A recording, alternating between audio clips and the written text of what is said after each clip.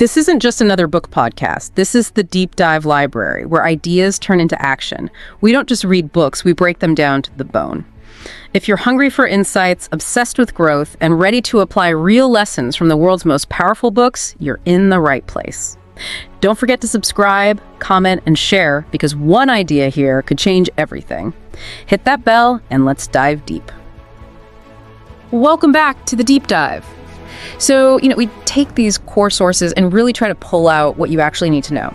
Today, we're diving into the really practical side of business using the Personal MBA, entire MBA in one audiobook, #GH, by Josh Kaufman as our main guide here. Yeah, and our goal is pretty straightforward, really. It's about extracting the most, let's say, useful, immediately applicable stuff from this audiobook. We want you to walk away with concrete knowledge you can actually use. Doesn't matter if you're thinking about launching something or maybe going for a promotion or, just getting a better handle on how business works without getting totally bogged down in all the fluff.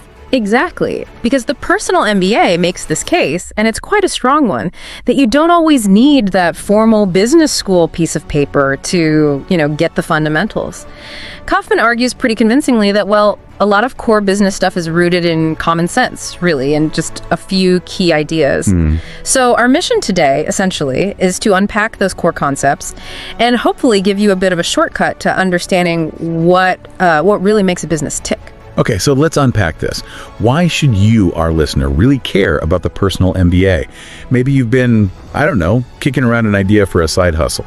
Yeah. Or you want to make more impact where you are now. Or maybe you just want to feel more clued in. Well, the book dives right into these common anxieties, these things that can really hold people back.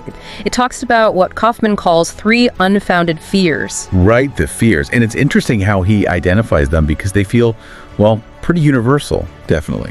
The first one he calls business angst. You know that feeling, like you're just overwhelmed, maybe feel like you're missing some secret knowledge everyone else has, that uncertainty that stops you before you even start. Yeah, it's like looking under the hood of a car and just thinking, nope, no idea. And then there's the second one, certification intimidation. Ah, yes. That feeling you absolutely need a specific credential, like the MBA, just to be taken seriously. Like you're somehow, unqualified without it. Like you need the official stamp. Oh. And the third one, which I think resonates with a lot of people, is imposter syndrome. Oh, yeah. That nagging voice telling you you're not actually good enough, that you'll get found out eventually. Kaufman's really reassuring here, though. He points out these feelings are incredibly common, even among people who seem really successful and experienced. And here's where it gets really interesting, I think. Kaufman's whole point is that these fears, they're mostly baseless. You can overcome them just by understanding a few fundamental business concepts. Right. Once you grasp those core ideas, he argues, you start to see that a lot of business success isn't about some secret handshake or hidden knowledge. It's much more about, practical application. Exactly.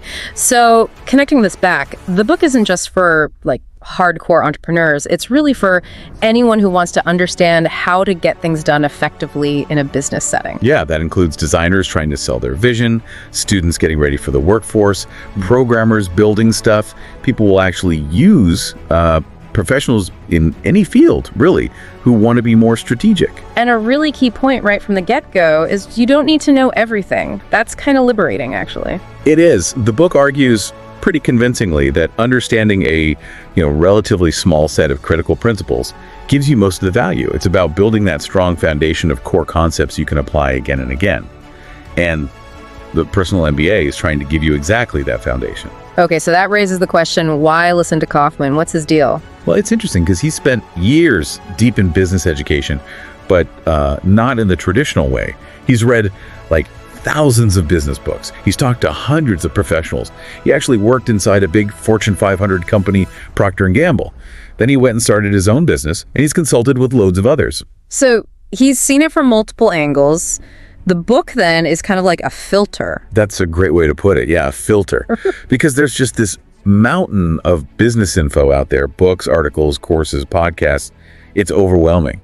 Kaufman's basically done a huge chunk of that filtering, saying, okay, based on everything I've seen and read, these are the core ideas that actually seem to matter for getting results. And it's meant to be accessible, right? You don't need a finance degree to pick it up. Not at all. That's a key point. It doesn't assume you have that background. In fact, Kaufman even suggests that some people with traditional MBAs might find his approach, more practical. more directly useful for day-to-day business challenges. So the book lays out, 248 simple concepts.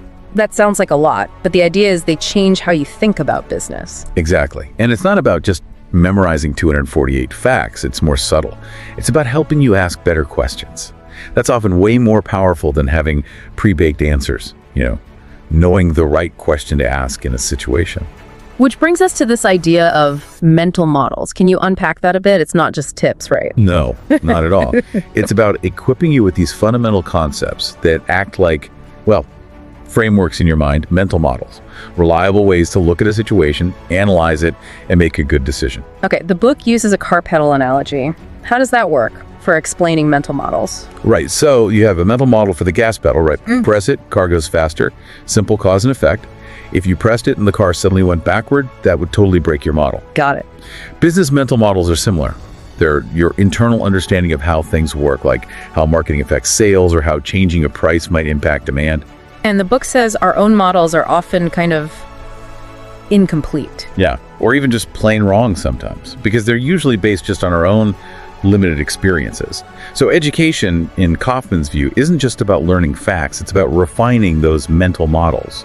You absorb other people's knowledge and experiences, and it helps you see things more clearly, make better choices.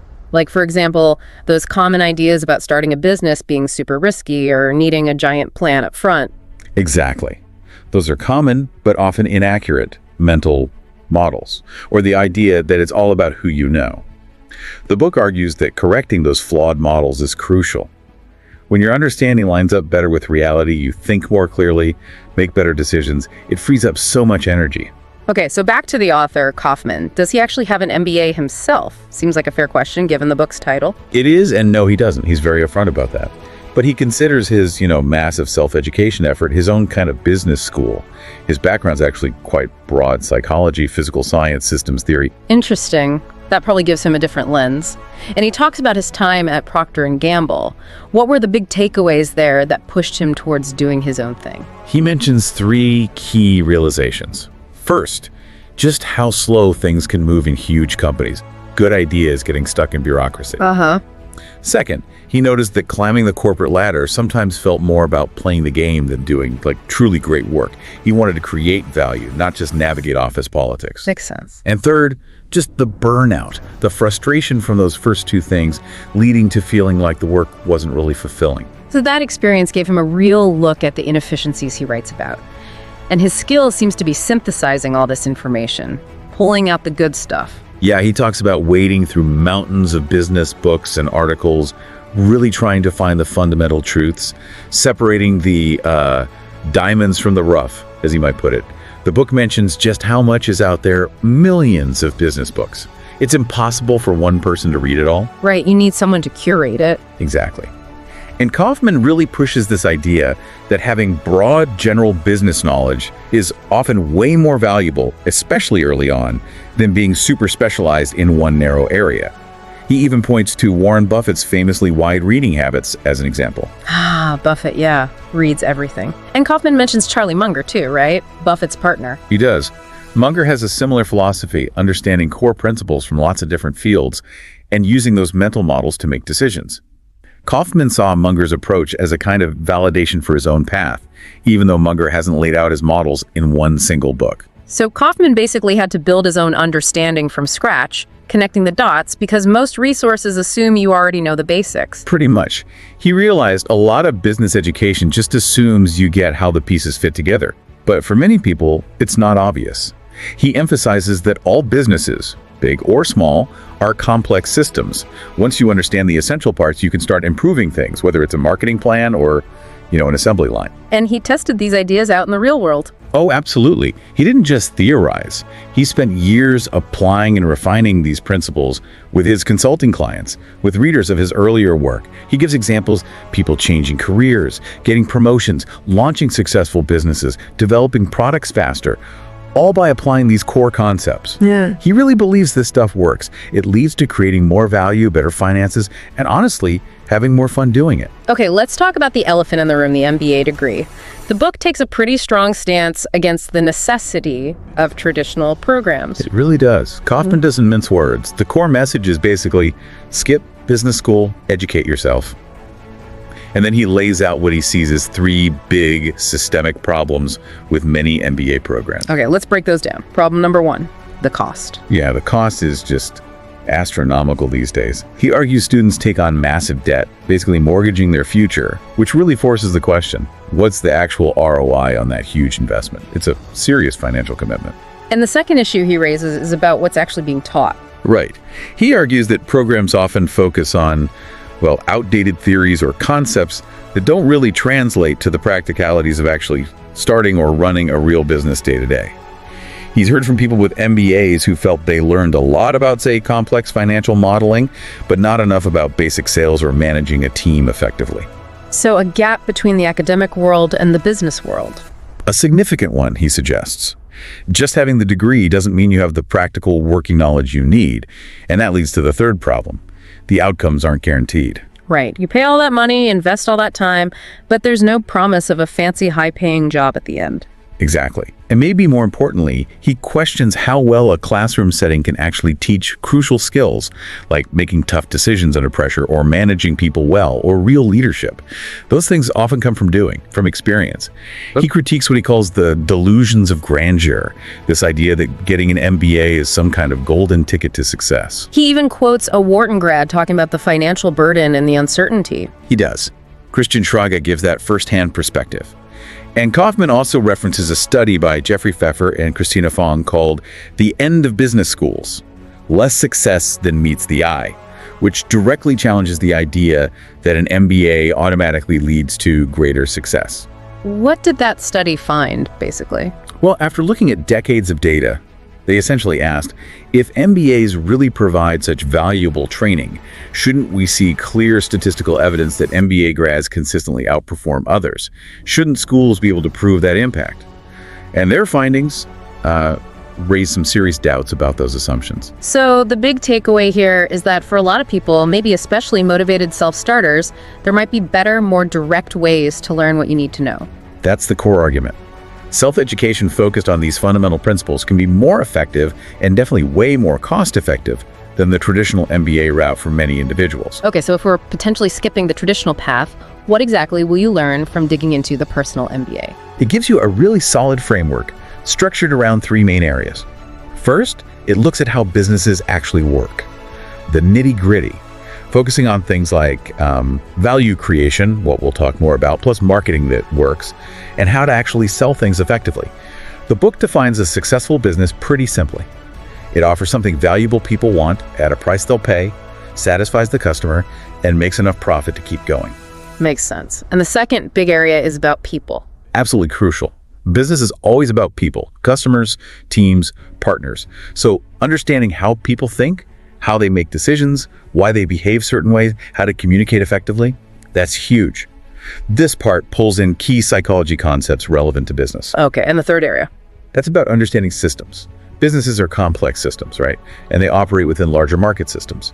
So this section gives you tools to sort of analyze how these systems work, find the weak spots or bottlenecks, and figure out how to make improvements without messing something else up accidentally. Sounds pretty comprehensive. Does it leave anything out intentionally? Yeah, it does. It deliberately avoids going super deep into highly specialized technical skills like advanced accounting rules, specific legal stuff, complex IT protocols, or, PhD level statistics.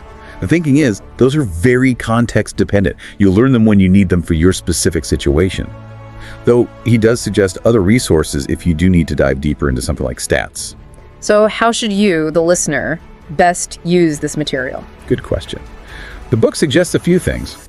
Keep a notebook handy, jot down ideas as they hit you. Revisit the concepts regularly. That helps them stick and helps you see new connections. And talk about these ideas with other people, colleagues, friends. That really helps solidify your understanding and sparks new thoughts. Oh, and he points to his website, personalmba.com, for more resources too. Right. Okay, let's actually dive into some of that core content then. Chapter 1 is all about value creation. Feels like the absolute starting point for everything. It really is. The book hammers this home. Every single successful business creates something of value for someone else. That's the bedrock.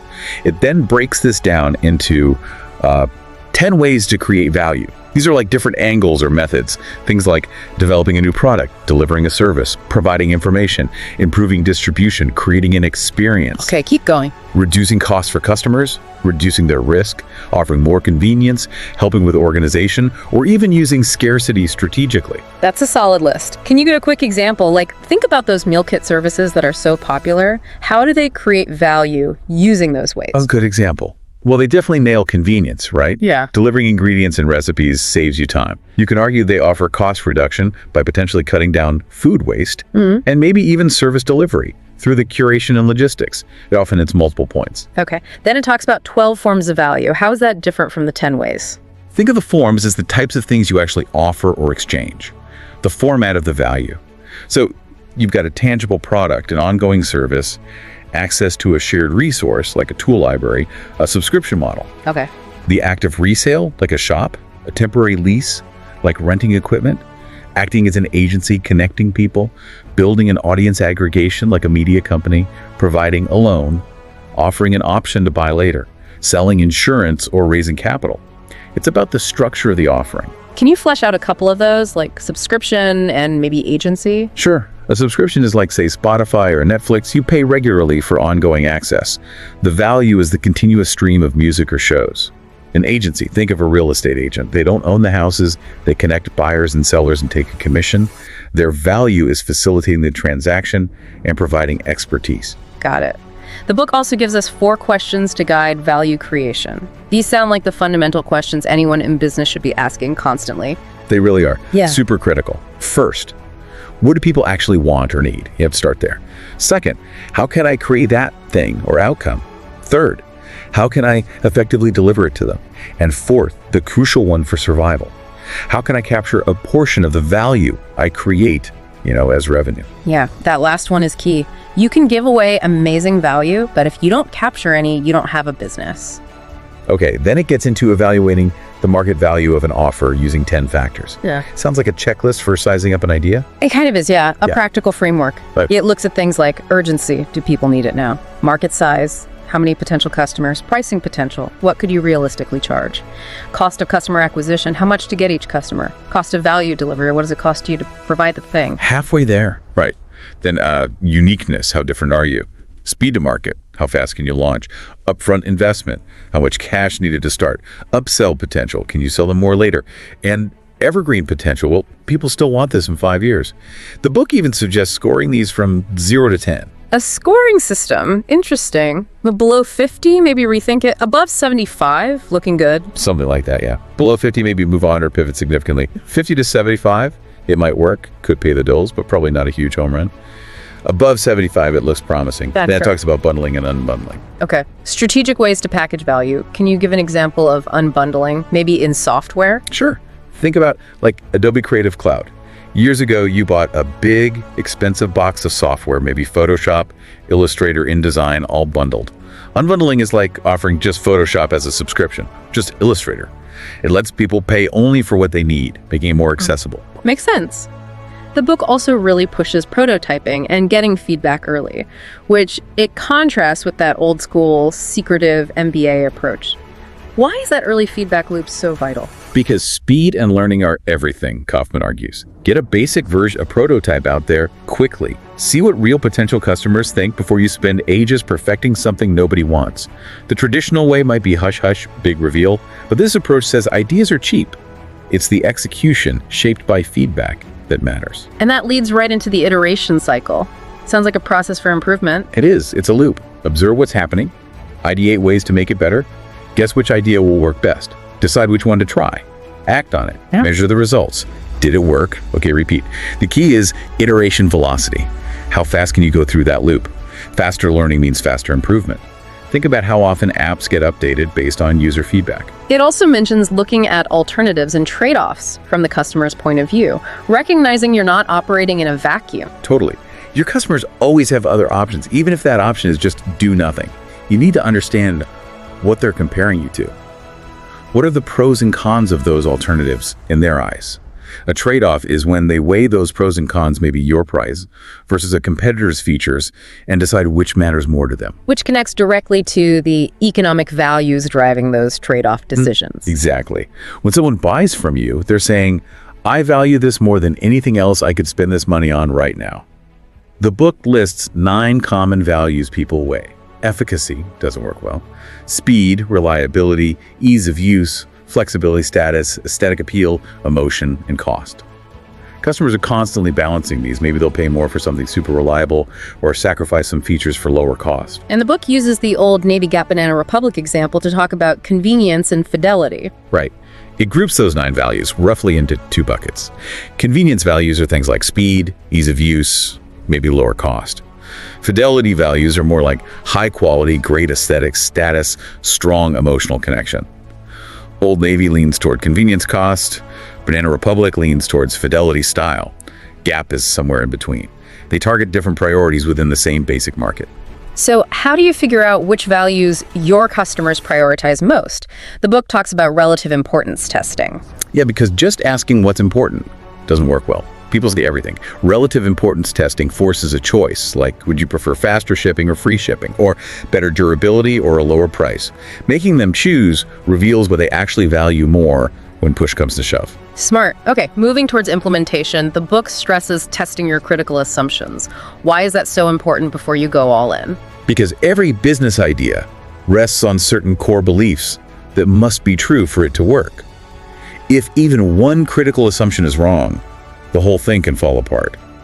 The example used is a yoga studio. A critical assumption is that enough people nearby want yoga and will pay your price. If that's wrong, you're sunk. You have to test those big ifs early. And the way to test them with low risk is the minimum viable offer, or MVO. Exactly. The MVO is the simplest possible version of your offer that lets you test those critical assumptions with real people without betting the farm. It's not about perfection, it's about learning. Can you get someone to actually pay for this basic version? That tells you a lot. Think of it like a pilot episode for a TV show. Okay, so you've got a viable offer, people are buying. Then comes incremental augmentation. Sounds like continuous improvement. That's exactly what it is, making small, tested improvements over time, using that iteration cycle. Adding a feature here, tweaking the design there, optimizing the checkout process, always based on feedback and data. It's how good products become great products, like adding options to a basic car model. And the final concept in this value creation section is field testing, using that example of the outdoors gear designer, Patrick Smith. What's the lesson there? His approach is hardcore. He designs, builds, and then personally uses his gear extensively in extreme conditions before selling it. He lives with it. That intense field testing means he finds every flaw, ensures it's incredibly durable and functional. The message is, you truly understand your offer's value and its weaknesses by experiencing it yourself, just like your customer will. Use your own stuff. Wow. Okay, so pulling that all together, we've covered a lot. Why this book, The Personal MBA, offers this really practical alternative path, Kaufman's background, the critique of traditional MBAs, what you can actually get out of it, and then this deep dive into value creation, which really is the absolute starting point for any business. Yeah, we've looked at different ways to create value, framework to assess ideas, the absolute necessity of testing assumptions early and often, and that whole ongoing cycle of improvement. The goal was really to lay down that solid foundation, pulling directly from the book's core ideas on value. Okay, so as we wrap up this deep dive, here's a final thought for you, our listener, to maybe chew on. Think about those mental models we discussed earlier, your own understanding of how business works. Are they really serving you?